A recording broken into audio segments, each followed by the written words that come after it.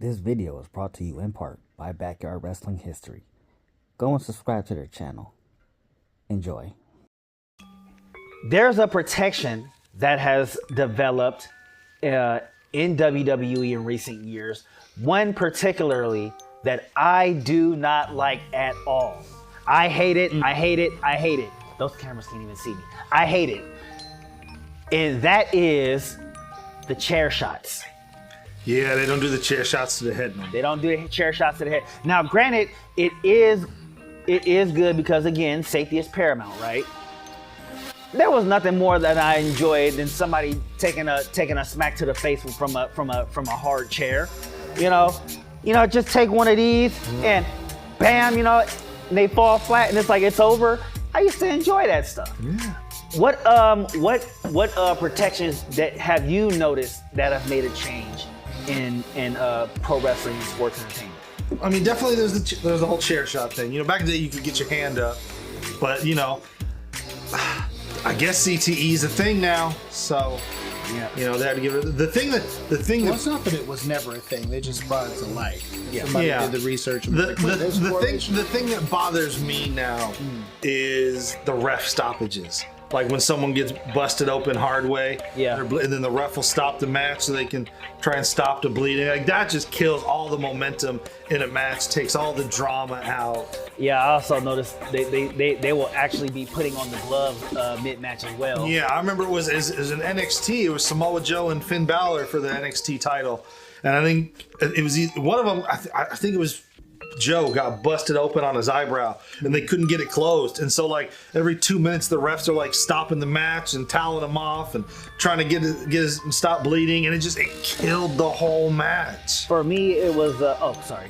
With boxing, when they have their rounds, it kind of reminds me of like how when you go to your corner, you're bleeding, you're doing the touch-ups, and Yeah. you're trying to get the... And, there has to be a clean way of doing it where it doesn't interrupt the flow so much. Because they can do... I get that there's no rounds of wrestling, but... Now, when a boxer starts bleeding, they don't pause the match, right? They just wait No, till the round they is go over. to the round It's over, and then they tend to. Well, also in wrestling, blood is a storytelling device. Yeah, true. Getting color.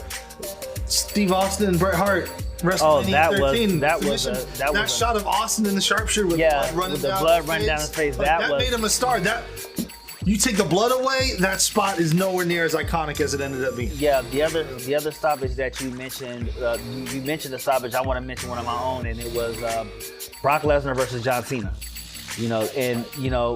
Now granted, John Cena really did get opened up during that match because he hit him with that elbow. Yeah. For real.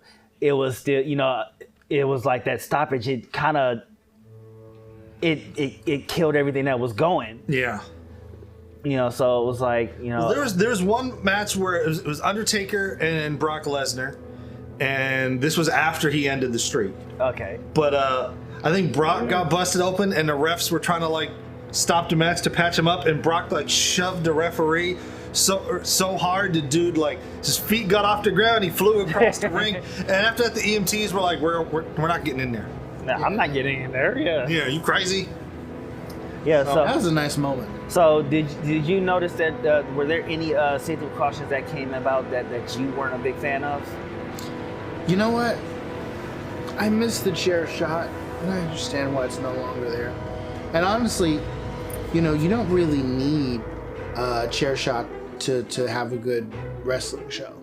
You know what I mean? Like, there's a lot of guys out there whose whole thing during the ECW era. Now, ECW was also about good wrestling, but it also had its tangent, thanks to Paul Heyman's Seeing Strengths, where you have some guys that are only good at hitting people with stuff, or taking crazy pumps, and ultimately, I agree with Phil. Stopping the match every few minutes to make sure that the wrestler is patched up and what have you. To me, the policy should be, if you're worried about getting a wrestler getting an infection or something, that they should just go, all right, let's end the match a little quicker, instead of having to stop what they're doing and then go back in. That's corny to me. Like make it work within the story.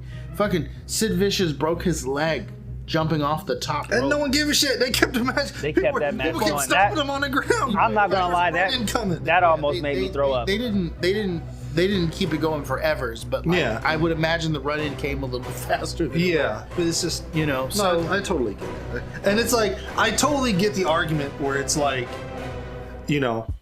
well, if you're really good at it, you can work around these limitations, But it's almost like telling a painter, look, you can't use blue. It's like, yeah, if they're a good painter, they can still paint a masterpiece. But it'd be nice if you give them all the tools so they can tell their story the way they want to. Thank you for watching this clip. Stay tuned for further clips, and if you missed the last one, go check it out. Till then, go check out Backyard Wrestling History, and as a reminder that kindness is always free, and I'm cheap as fuck. Thanks for tuning in, and as always, stay mad, my hatters.